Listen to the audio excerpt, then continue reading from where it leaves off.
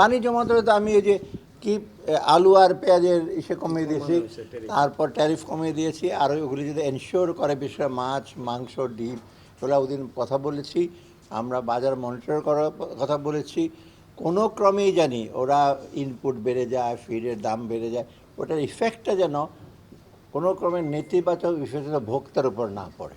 বাকিটুকু ওরা খরচের কষ্ট ওরা অ্যাবজর্ব না। জিনিসপত্রের দাম যে কেউ কমছে নাকি তার একটা জিনিস সেটা অনেকগুলো কারণে কমে বেড়ে গেছে, এবং সেটা চট করে টেনে নেমে আনা যাবে না আমাদের। তবে দৃশ্যমান যে কমছে, এবং আগামী কয়েক মাসের মধ্যে আপনার যথেষ্ট উন্নতি ফাইন্যান্সিয়াল সেক্টরে অনেক দৃশ্যমান। আপনাদের খেলাপি ঋণের ব্যাপারে অ্যাকশন নেওয়া হচ্ছে, যেসব ব্যাংকের প্রবলেম ছিল ওসব ব্যাংকের আপনারা দেখছেন রিঅর্গানাইজ করা হচ্ছে, লিকুইডিটি প্রবলেম ছিল সেগুলি নিয়ে সলভ করছে গভর্নর।